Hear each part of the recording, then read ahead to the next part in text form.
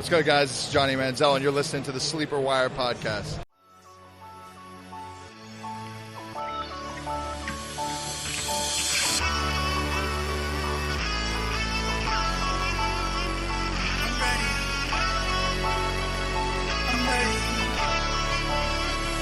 I'm ready for all today.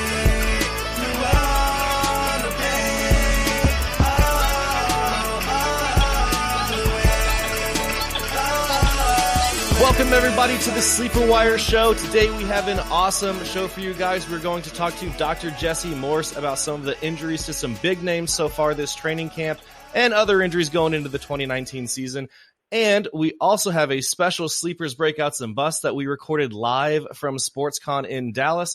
But first, I am your host, Professor Chris, and with me today, Dr. Jesse Morse. You may have heard him discussing injuries in other podcasts. He's the host of the Injuries 101 podcast and the host of the Fantasy Doctors. You can follow him on Twitter at Dr. Jesse Morse. Dr. Morse, how's it going, man? I'm doing great. How are you? I'm doing awesome. I'm so pumped for you to be on the show. I'm happy to be here. Yep. So what are you working on right now as we get closer to the season? I am ramping up a huge injury draft guide. Think of literally taking one player and going back from when they started playing football, as long as we can get records, analyzing every single injury, what other sports they played, do they have high pedigree, what type of players were they playing behind, did they come out of nowhere, were they a five-star recruit forever, and doing that for all of the major injuries. There's going to be between 50 and probably 65 players. The top 15 running backs will all have their own article out of the top 30. There's just a ton of work that has gone into this, and it's currently only available for $5, believe it or not. But next week that's going to double. So if you're interested, you might want to go check it out. That's at thefantasydoctors.com. $5, huh? That is actually really cheap for the amount of effort that goes into something like this.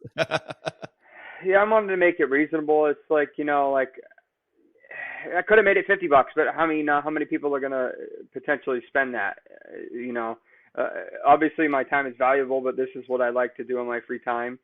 So you guys are getting a little perk. I mean, I usually I'm a sports medicine doctor in the day, so I make well over $100 an hour. So obviously this is thousands of hours or thousands of dollars worth of content, so to speak, if you look at it from that context. But I don't look at it that way, at least not right now. Well, that is awesome, man. That's such a service to the fantasy industry for putting it out for such a low price. Hopefully you all enjoy it. All right, well, let's go ahead and jump into some of the key injuries so far, and we're going to kick it off with A.J. Green. So on Sunday, it was reported that A.J. Green has torn ligaments in his left ankle, and he's expected to miss 6 to 8 weeks.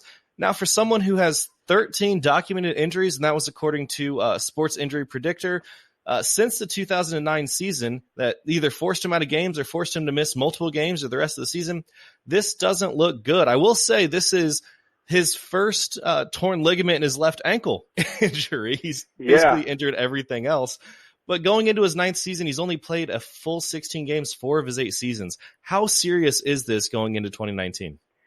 So based on what we know, which is always the issue here, he either suffered a grade 2 or a grade 3 ankle sprain. I'm going to differentiate between the two so you get an idea of what we're looking at. A grade 2 is a partial tear of the ligament. A grade 3 is a full thickness off the bone tear. Think of ripping something that's supposed to be attached to a dock, like a boat dock, and then ripping that thing completely off it. Not going to get back attached or function. The most common injury in all of sports is a lateral ankle sprain of the outside part of your ankle. You roll your ankle, you trip your ankle, your body weight brings you forward, it rolls and tears the most common ligament, the ATFL over there. A classic grade 2 for a lateral ankle sprain takes anywhere from 3 to 6, 7, 8 weeks. The problem is these guys need to run on it daily, They really need to be able to adjust, land on other people's feet, push off the line, have crazy footwork, and not be in the best field conditions. So ideally, he comes back for week 1, but I wouldn't hold my breath for that. So do you think maybe by week 3 he should be back? Because he's going to miss all of training camp and all of preseason. So give me an optimistic return date. Based on what we know now, and it sounds like he's getting a second opinion, realistic would be week 2 or 3. Okay. So is he someone that you're staying away from in fantasy drafts, or is he still going to be maybe worth his 3rd-round ADP? So the issue I have with him is, as of right now, I mean, I'm one of the types that I draft as late as I can, like literally the weekend before season kicks off. Like, I need to know all of the injuries. I don't like anything coming back to bite me in the preseason after I already have my team, because I don't usually play for free. I play for money. So if I'm going to lose money if someone gets injured and it's a big injury. So with that being said, my suspicion is his ADP is going to dramatically rise, probably over the next couple of weeks to a month, probably into the 4th, maybe even 5th or 6th round, because you're just going to completely forget about him. You're going to know he's on the mend. You're going to hear that he's probably back between 1, 2, and 3. The one caveat is that he may go on the PUP list. If he goes on the PUP list, he's out to what I believe it's at least week 6. That means that obviously he's gonna lose a lot of value, because he's maximum playing, 10 games max. So if that happens, I don't want anything to do with him regardless. But if that happens, obviously his value takes a significant hit. There's a lot of moving parts in this offense that has potential. Zach Taylor looks like he could do good things for this offense, but at the same time, I don't trust AJ Green. He's aging. He already just had a season-ending toe injury, which is a big deal. I'm not overly worried about that anymore, but now he's got another injury that may have been compensatory as a result of the toe not being 100% yet. So he's just too high risk for how much draft capital you have to, pay for him, so to speak. Now, if he does end up on the PUP list and misses those 6 weeks, when would you take him, or are you staying away from him completely? Would 6th round be too early for him? So the way I've looked at this draft is that bell cow running backs and top 5 tight ends are rare. You have to chase those early, or you're going to miss them. Wide receiver is really deep this year. You have your 5, 6 guys that are at the top, your OBJs, your Adams, your Julios, your D-Hops. But then after that, there's a lot of guys that have tons of potential, and I'd rather have one of them, like a Godwin, or or even there's a bunch of guys who like Mike Williams. There's a bunch of guys that have a lot of potential that have much less risk, in my opinion. So I'm just going to stay away from him. All right. Untouchable, huh? I mean, unless he's like 12th round or something stupid, but that's not going to happen. So you're not drafting him as a starter and then holding him on the bench for 6 weeks. You might draft him as your 4th wide receiver. Yeah, I mean, I love his talent, and he was a potential sleeper / steal before the injury, but now it's just too risky, in my opinion. All right, well, let's go ahead and move on here. Damian Williams, someone that I have been very outspoken against, especially at his ADP, injured his hamstring on Sunday. He sat out of practice on Monday. I know that soft tissue injuries and, like mild hamstring tweaks are fairly common this early in training camp. Oh, yeah. But how serious is this for a guy who's never had more than 50 carries in a season? Yeah, so here's my issue in general. The hamstring injury is notorious for re-injury. Why? Any muscle that expands or crosses over 2 joints is prone to strain. The hamstring is probably the most common. The calf is the second one. So when you have this, even a grade 1, which is the mildest that you can technically get, these take 2 to 3, 4 weeks to heal, like completely heal. We saw last year with Leonard Fournette. We saw last year with Dalvin Cook.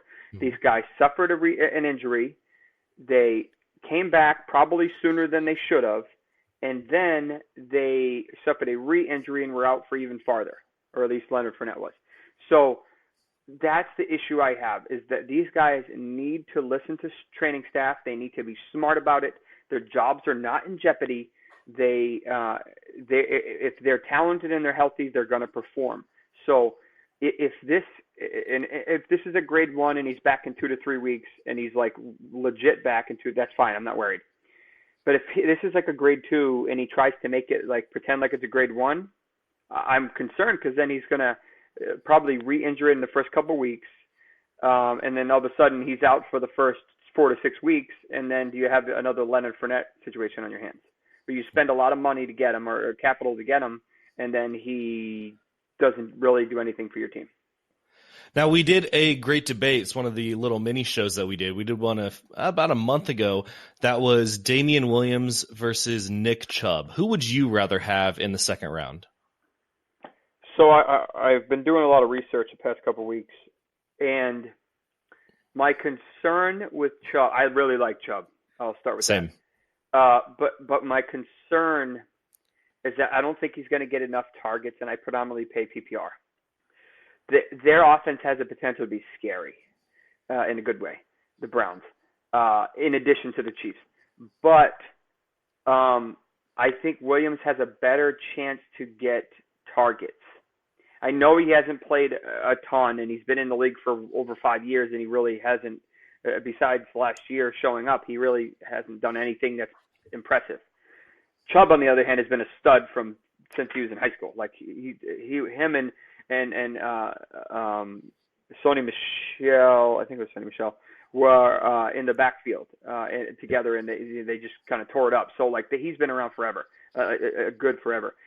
The concern I have with Williams is this minor injury, and then he's got a couple of guys lurking. He's got Hyde, he's got the other Williams, he's got the rookie Darwin, I think his name is, and Chubb doesn't really have the same competition. Duke's banged up with his own hamstring, so it's like I'm not really worried about Duke's playing time. I'm just worried about his volume in terms of targets, and if you're even getting 30 to 50 targets and catching 60-70% of those, that's going to add a lot more points than if you weren't catching them at all, like a Sony Michel or like a Chris Carson, who doesn't catch any balls at all. They're just strictly runners.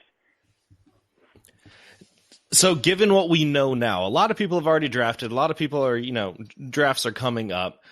If you were drafting today, where would you feel comfortable with Damian Williams? Because I've always been on the opposite side of the fence. I do not like Damian Williams. He's never been good enough to overtake the starter. He's always relied on, injuries to the starter in front of him, which is exactly what's happened every single time he's started. Aside from when it was him and Kenyon Drake, he got the job over Drake, but then lost the job to Drake. So he's never been good enough to take over the starting job. Carlos Hyde, on the other hand, is a very capable running back. And people forget that just 2 seasons ago, he caught 59 passes. He's a great pass catching back. And there's this whole narrative that Carlos Hyde can't catch, but he proved it 2 years ago when he finished as the RB7 in PPR. He is just an all-around really good running back.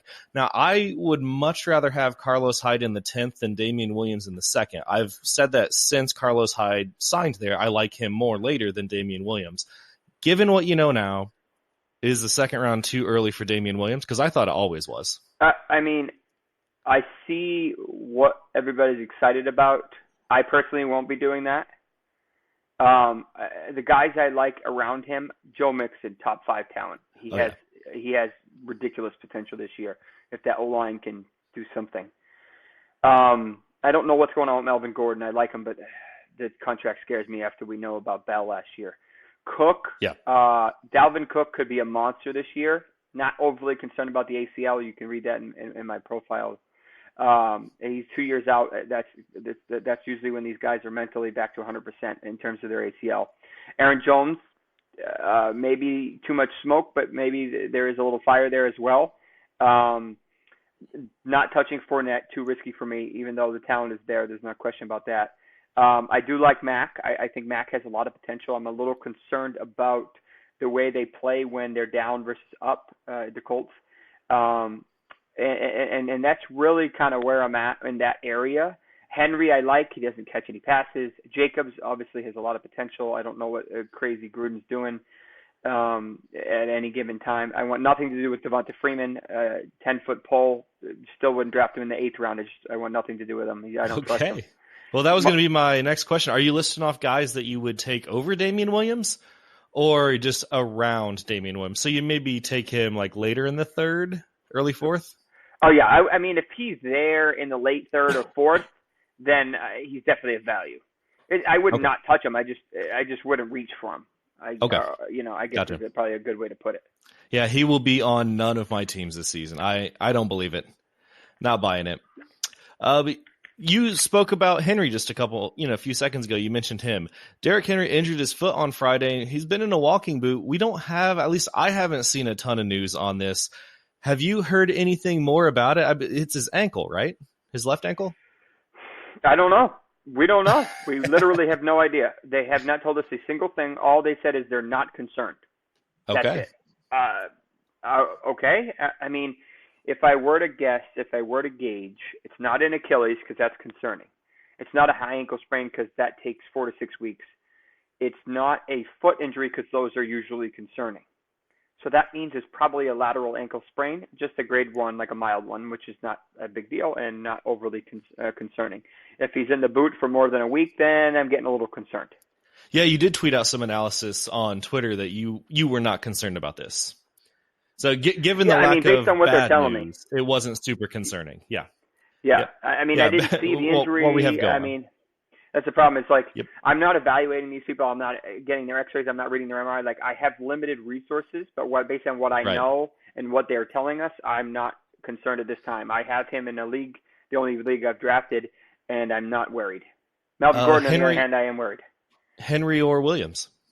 I lean Derrick Henry all day. PPR, I'd probably consider Williams. But based on if they can do what they did last year with Henry, man, he was unbelievable. Oh, he's awesome. I mean, I know he's not a pass-catching back, but, man, he was ridiculous. I mean, he's huge. So, I mean, it's like if they can somehow manage to do that again, I mean, he's going to be a monster. Did you ever see that picture of him standing next to Deion Lewis? Yeah. That's the size difference. It looks like he's next to a 5-year-old. Like, it's crazy.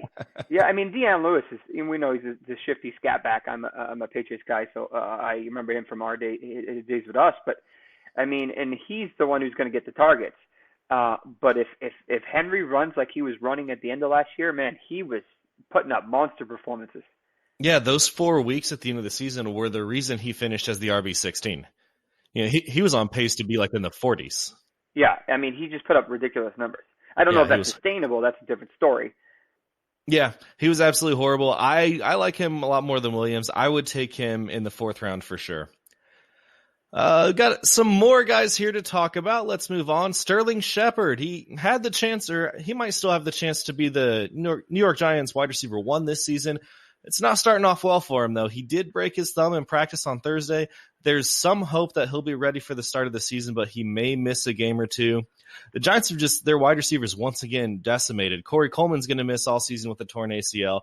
Golden Tate's been suspended for the first 4 games due to violating the NFL's performance-enhancing drug policies. Mm-hmm. He does think he's going to win it, but if he doesn't, given what we know about Sterling Shepard with that broken thumb, is he a guy you want to draft? I mean, if he's starting week 1, he's basically the only wide receiver there aside from, Evan Engram, who's a tight end.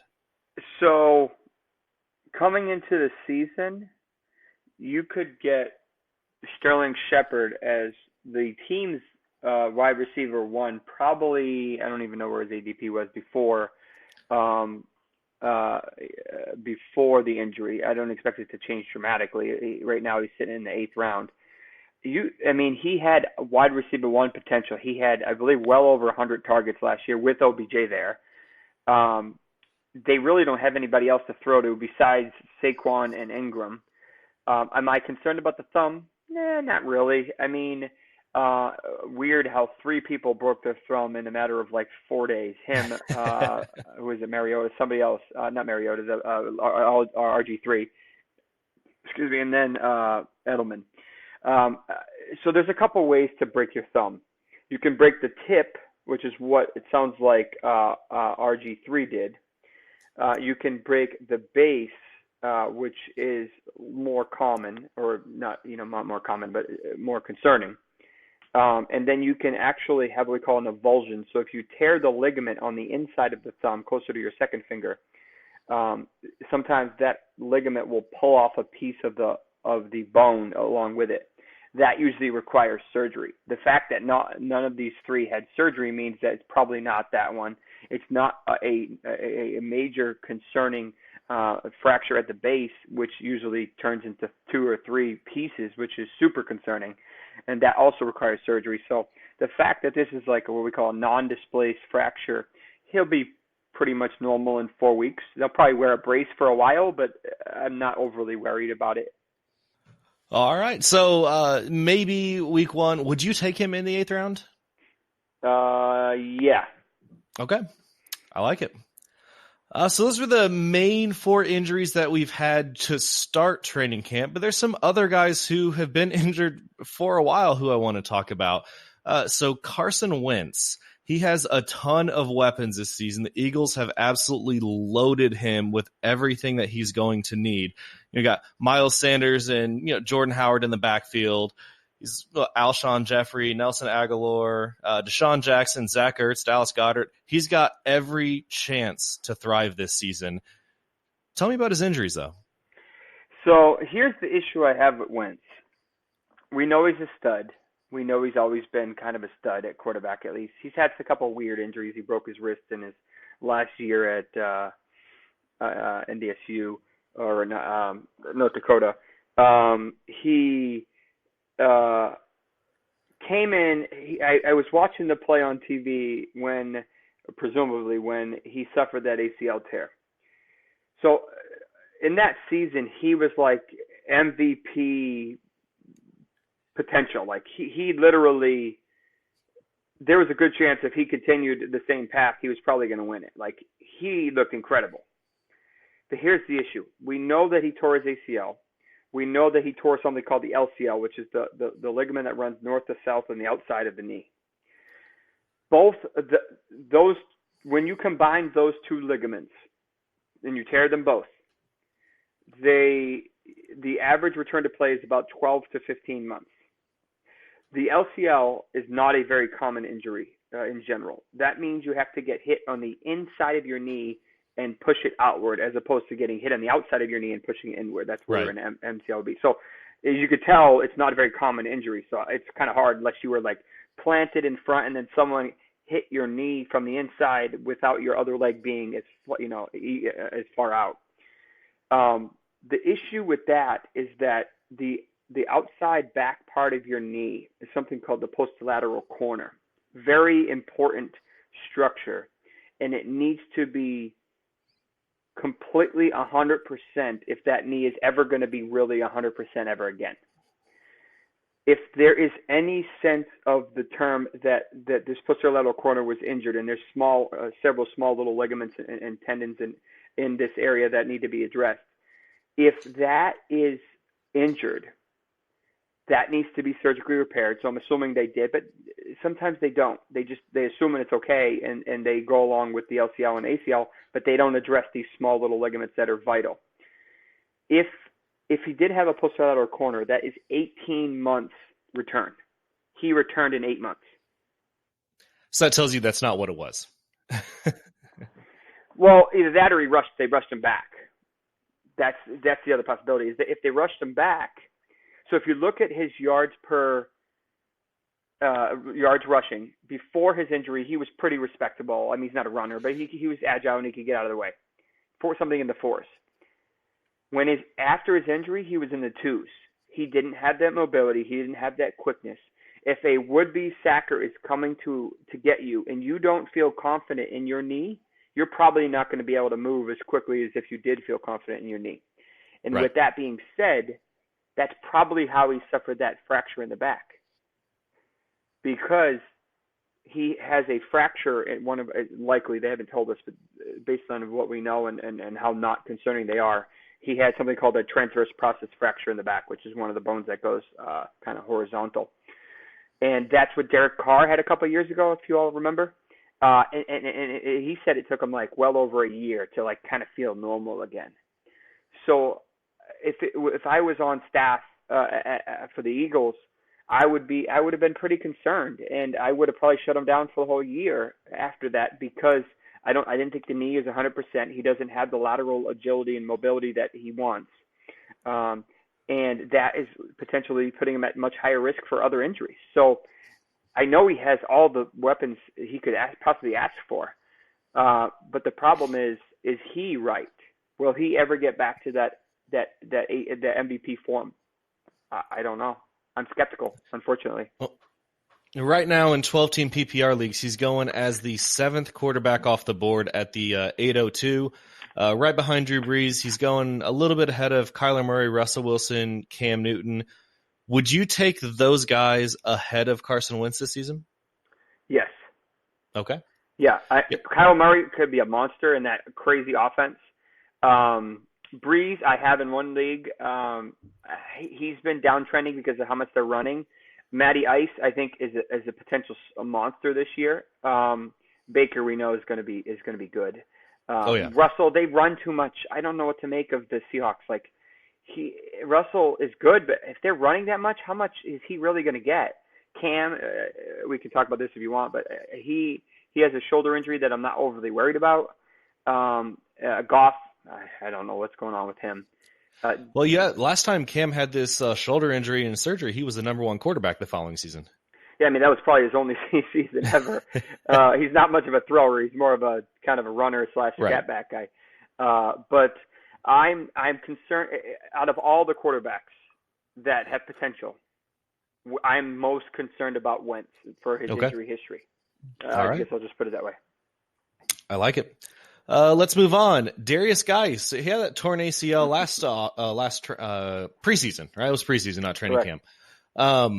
Then he had, 4 different additional surgeries for infections? Correct. On it. So how do you feel about Darius Geis going into the season? Because another one of the things that I tweeted, this was along with my the Carlos Hyde belief. I tweeted that Carlos Hyde and Adrian Peterson were going to be the steals of this year's draft. And we don't really hear a whole lot of positive news about Geis, so I feel really good about AP going at the end of the 10th round. Yeah, I'm super concerned about Geis. I love his ability. He reminds me kind of like a Zeke without his receiving abilities, I guess you'd say. But the problem we have is that not only did he suffer his ACL tear, but the subsequent setbacks led to a lot of issues. If you get an infection in and around your knee or wherever, we know that he had an infection in his body that required 7 weeks of IV antibiotics, which is like they basically put an IV in near your bicep, and they send you home, and then they have a home health nurse come in every day and give you a shot of antibiotics that lasts the entire day. And they did that for 7 weeks. So Here's the issue. If his ACL graft was put in before that, how strong is it, and are there any concerns with it? You can't put it in while you're getting antibiotics, because that means the graft would be at risk for being infected. So you have to wait until after the infection clears. Either way, he is limited during those entire 7 weeks for A, rehab if he's already had it in, or B, he can't start rehab because he hasn't got his new ACL yet. So there is like almost a 2-month timeline that is just completely delayed from his surgery. So at the start of week 1, he'd be about a year out if everything went perfectly. We know it didn't go perfect. So at best, he's 8-9 months out, maybe. But throw in the fact that he's already had a hamstring strain that shows you he's not properly conditioned, and the hamstring is a protector for the ACL. These are all red flags for me. I want nothing to do with him this year. He's going to be too expensive for what he's going to be able to bring, and he's at too high risk for re-injury. Next year, different story, but this year I'm definitely concerned about him. So not touching him this year? No, unless he was like in the 13th or 14th round, something like that. Like I would consider, but I mean, Adrian Peterson, besides his money troubles, he's still got some left in the tank, which astonishes me, to be honest with you. But 1,000 yards last season. I mean, so like that's kind of the way I look at him. Like they didn't sign him again to ride the bench. Like he's going to get looks. Chris Thompson's going to get catches. So Love is probably not going to play because he tore his ACL in January. So that's going to take at least 8, 9, 10 months to at a minimum to come back. So that's probably PUP list. So that leaves Perrine, AP, and Geis. For running.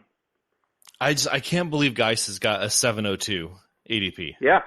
I mean, he's That's really ridiculous. high. People really like him, but to me, he's too high risk. And I've just told everybody, temper your expectations. I love his running style, but I just don't think he's ready yet physically.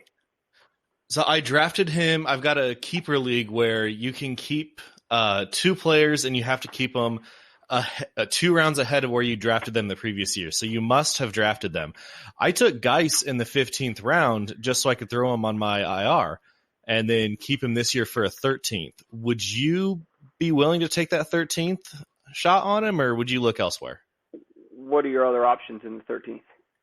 Was it just my particular team in general? I know I have better options. I was just saying for those who had the option to keep him later. In the 13th round, we've got guys like Devin Singletary, Kalen Ballage, Justin Jackson, who's probably going to rise, Naheem Hines, Dion Lewis. So the only one out of all those, and I'm a little biased here, is Devin Singletary, only because he went to undergrad about 45 minutes south of me, which is my undergrad, and I think he's going to take the backfield in Buffalo. But everybody else, no, I would take Geis over them. Gotcha. That's why I'm a huge Willie Snead fan. We both went to Ball State. So yeah. I mean, I watched him a lot of games, and he was a beast, man. The Singletary was he was crazy. He was like a joystick. It's like yeah. People are going to see. They'll see when this year. They're like, where did this kid come from? He was ridiculous. So Singletary or McCoy? Oh, Singletary. McCoy's done. Right. He doesn't have he don't have the legs anymore. It's all right. I mean, he had a great career, but. He did. He's where's that ADP? I just saw it in there. He's gonna be falling. Sean McCoy. 902 in PPR. 902 PPR. Yep, we're looking at slightly different lists, but yeah, so I see 905. Yeah, 9th round. So yeah, I might take a shot on Singletary later as well. Chris Carson, he gonna be back and ready to go? Yeah, not concerned. Okay. Suffered a little meniscal injury. So the meniscus is essentially the cartilage in your knee that is a protective thick layer that helps you basically your knee function. So it's the protective layer for your knee. It's kind of like the shocks for your knee instead of like the shocks for your car, but they're for your knee. And the issue with the meniscus is that it doesn't heal well like in anybody. It just doesn't have a good blood supply. So if you tear it, think of it as almost like a piece of paper and then rip the piece of paper. So it will never really go back to being a perfectly good piece of paper, but it can kind of settle down and be okay. If that piece is flipped up and angry, so to speak, that's when you have to go in and remove that piece and kind of smooth out the edges. That's what Sony Michel had past year. That's what Mixon had this year, and that's what Carson had in the offseason. Very common. Just the nature of running backs. Unfortunately, these guys are prone to that. If you guys want to look it up, just Google arthroscopy knee meniscus, and you'll see exactly what I'm talking about. It looks like a frayed piece of rope, kind of. So nothing to concern ourselves with Chris Carson. I drafted him. I drafted in one league. With that as like probably the number 1 or number 2, depending on where Baltimore falls, rushing offense, and he's one of the 2 guys. Kind of think of him as, is he the Ingram with a more role to Penny's Kamara? Possibly. So I like him. I think he's running hard. I'm not overly worried about his knee. Well, Chris Carson is currently going at the 506 according to Fantasy Football Calculator in a 12-team PPR. Right after him at the 507 is Sony Michel, who's also struggling with some arthritis issues, right? Similar, yeah. Probably. I mean, I can't speak to his arthritis. I wouldn't be surprised if he definitely had some in his left knee. He is a little more worrisome than Carson, but the Patriots love to run the ball. They were third last year in total rushing attempts. They drafted Damian Harris and as another big body to rush. Sonny Michel came back after his knee scope, or two. He's had three, at least as far as we know right now. And he rushed. He had a heck of a rest of a year. He had impressive playoff numbers. I mean, they rode him hard all the way to the Super Bowl. So I'm not overly concerned about Sonny Michel. The issue with both Michel and Carson is that neither catch passes. So in a PPR league, that's where they kind of take a little bit of a hit, as opposed to a Mixon or maybe a Cook, Mac to a little bit lesser extent, carry on. Those guys get a little bit of a bump because they still will get some passes, whereas Michel and Carson are probably not going to catch any passes, so they take a little bit of a hit. Yep. Last player I want to talk about here is Deonta Foreman, and this is just, you feel so bad for the guy. Yeah. That Achilles injury, they're so hard to come back from. Do we really have any players who have come back from an Achilles injury and been studs? Not in football. Not in running backs. So Richard Sherman, I believe, had bilateral Achilles tears and surgery. But in terms of specifically running backs, these guys really struggled to return. It's really hard to come back from. They just can't seem to get that same burst. While there's something to be said, there is a newer procedure called a PARS, P-A-R-S, that has shown promise, but we do not have a single running back that has suffered the injury and came back and been dominant as expected after returning. So maybe he's the first one, but I'd prefer to go with the rule as opposed to the exception. Yep. I like it. All right, guys, that's all we have time for. Dr. Jesse Morse, thank you so much for joining me on the show today. Why don't you tell our listeners where they can find you, follow you, and support you? Sure. So my easiest and most direct way is probably on Twitter at Dr. Jesse Morse, just kind of how it sounds. I do Instagram a little bit, but I don't really follow it as much. For our Fantasy Doctors account, it's the Fantasy DRS on Twitter. The website is thefantasydoctors.com, and that draft guide is really, it's kind of, instead of throwing darts at a wall and hoping that you're lucky with injuries, be informed. I told everybody about Andrew Luck's concerning shoulder before he sat out the entire year. I told everybody last year that Leonard Fournette was rushing back and he's probably going to have an issue, and he ended up having an issue. So some of these injuries are predictable. Some of them are freaking. It is what it is.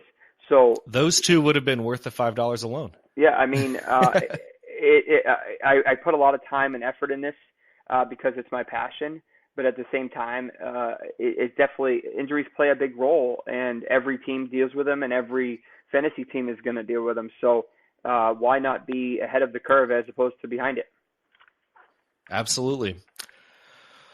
All right, Jesse. Well, thank you a ton for joining us again. We really appreciate your time. No problem. Thank you, guys. Let me know if you have any questions. Take care. Now let's move into our sleepers, breakouts, and busts, as we are joined by John Chapman from the Eat Sleep Fantasy Podcast. You can find him on Twitter at JL_Chapman. And Prophet Hoos is going to give everybody, you his sleepers, breakouts, and busts, Professor as well Chris as myself. of Sleeper Wire and John Chapman of the Eat Sleep Fantasy Football Podcast. And we are here at SportsCon recording a live sleepers, breakouts, and bust show. It is loud. It is hopping. You're going to hear a lot of background noise, but we hope you'll be able to hear us clearly because it's going to be awesome. John, how are you doing tonight, man? Man, this is awesome. The energy at this place is unbelievable, and I do have to say, we have the best booth, and so it's going to be great all for the rest of the day, and then obviously draft night out is going to be amazing tonight as well. All right, so like I said, we are doing Sleeper Breakout and Bust Show. It's going to be awesome. So we're going to have a few different guests on. John, who absolutely killed the Stranger Stats episode. Well, we had 24 questions, and you got, 18 of them right? Yeah, it was a good time. I unfortunately I'm a big nerd, and that always hurts me, but it helps me in the podcast world, so I'll take it. Yeah, it was awesome. There were a couple questions where you realized everybody else was so far behind. You're like, you know what? I'm going to back out. I'll give you guys a chance to catch up. You got to do that with George sometimes, man. He's such a nice guy. You got to help him out. Love you, George. They were fairly difficult, some of them, but you killed it, man. Yeah, well, so that's the thing. Yeah, we're jumping into sleepers, breakouts, and busts, and these are kind of the hot topic kind of button words that are used all the time, but these are the ones that are going to make you not lose your fantasy league and also help you to win it.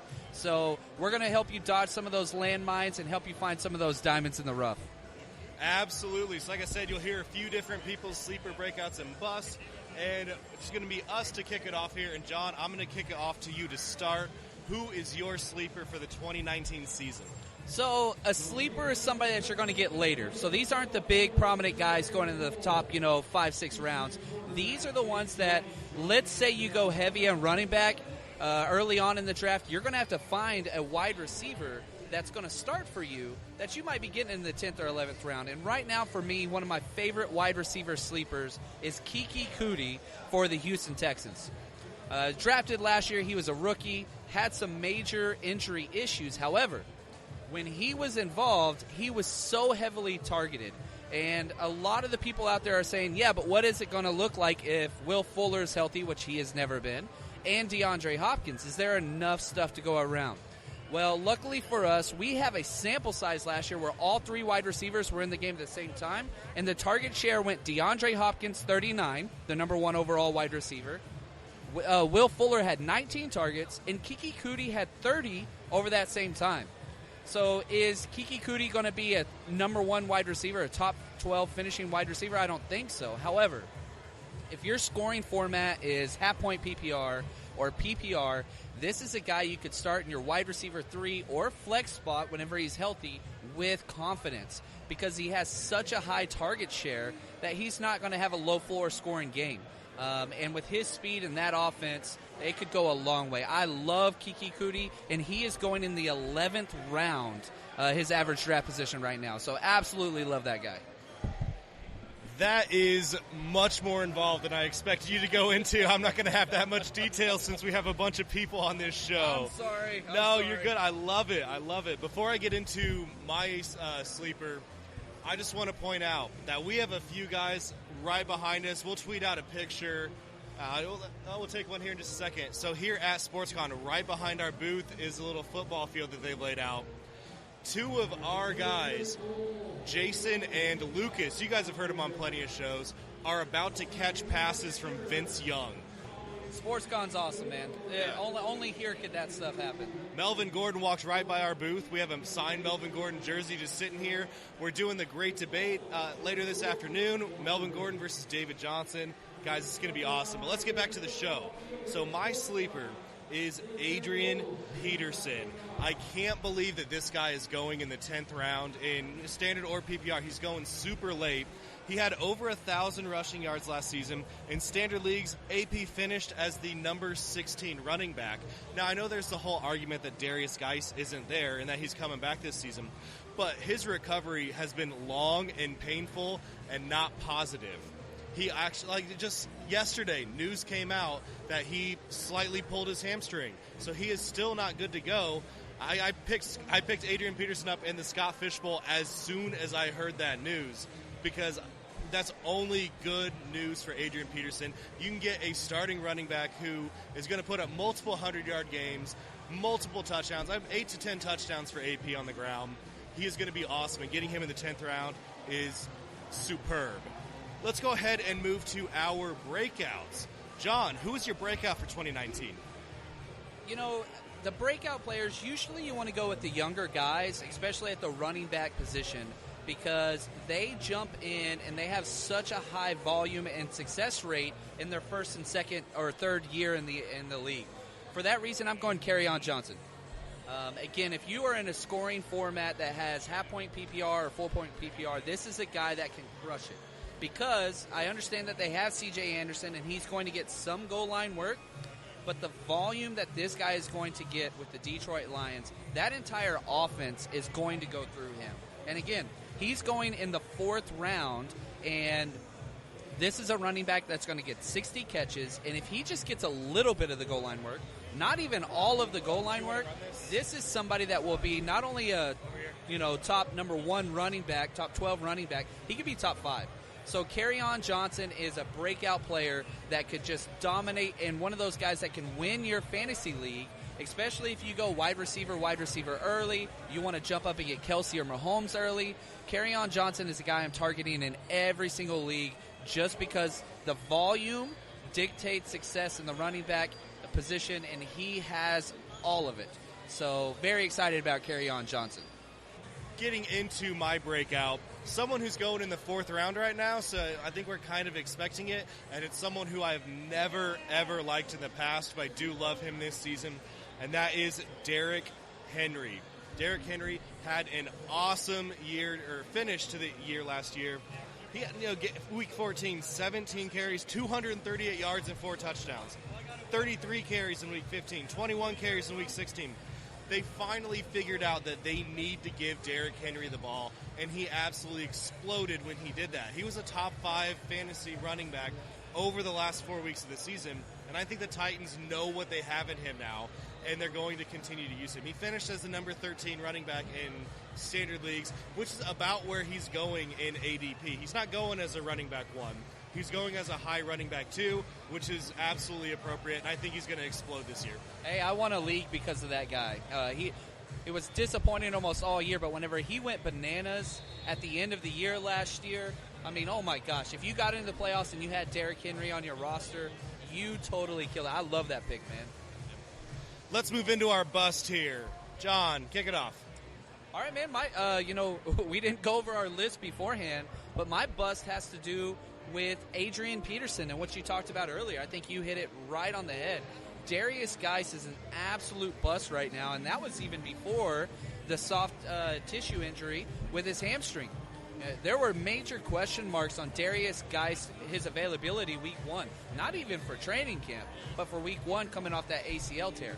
There were some complications there. So not only is health a concern before this week, that just got magnified big time. And on top of that, Jay Gruden loves to use a 3rd down specialist running back. So if you look at what Adrian Peterson did last year, when Chris Thompson was healthy, he loves to have a 1st and 2nd down banger, bring in a 3rd down running back. And that is one of the biggest committee backfields in the entire NFL. You have Adrian Peterson, you have Darius Geis, Chris Thompson will have a role, and then they go and draft, after they have all 3 of those guys signed, Bryce Love. So you're talking about 4 running backs that are going to demand volume. I just think that the ceiling is so low on Darius Geis. So again, that noise, Pete Rose is literally next to us right now and drawing a huge crowd, so sorry about that. But stay away from Darius Geis. Again, he's going in the 4th or 5th round and just cannot return that value. That is his ceiling as long as Adrian Peterson is there. All right, and finishing up my bust here, you guys who have listened to the Sleeper Wire show have heard me talk about this. He was someone I debated against in the great debate, and that is Damian Williams. I do not like Damian Williams. I know there's been a lot of news recently, actually I think just yesterday, that he thinks he's going to be the lead dog. But guess what? He's never had more than 50 carries in a single season. I know he exploded last season at the end with Pat Mahomes, but guess what? Damian Williams is not the only guy there anymore. They brought in Carlos Hyde, who is a very capable running back. He is not one of those who excels at any one thing, but he is just good at everything, very similar to Frank Gore. And I don't know where this whole narrative of Carlos Hyde can't catch comes from. He's only 2 seasons removed from having 59 catches when he finished as an RB7 in PPR. That's awesome. They are going to use Carlos Hyde. Damian Williams has never been good enough to overtake a starter. He's always had to rely on injury or suspension. I think taking him in the 2nd round is going to be a huge mistake. I would much rather have Carlos Hyde in the 8th than Damian Williams in the 2nd. All right, guys, we're going to take a quick pause from doing sleepers, breakouts, and busts while Hoos is finishing up his bust here, I think. right next to us for any baseball fans. We have two booths over. Pete Rose is on a radio show right now. They're recording loudly right next to us, which is totally cool. And then at the booth right next to us, baseball fans, Delino DeShields from the Texas Rangers is hanging out right next to us. We need to snap a picture with him. That's going to be awesome. I can't believe everything that's going on here, man. Here's the thing. We have a 5-on-5 flag football game going on with Johnny Manziel versus Vince Young, and two of our writers and friends are out there catching passes from, college football's, some of the best quarterbacks in the history of the game at college level, not NFL. But this is a blast, man. If you guys are in the area, in Dallas or whatever, you got to come out to this. It's an absolute blast. Yeah, man, draftnightout.com. By the time you hear this show, it's going to be too late to buy tickets, but it is going to be spectacular tonight. Live drafting. We got food. We got drinks. It's going to be amazing. We're going to be playing golf. We're going to have trivia.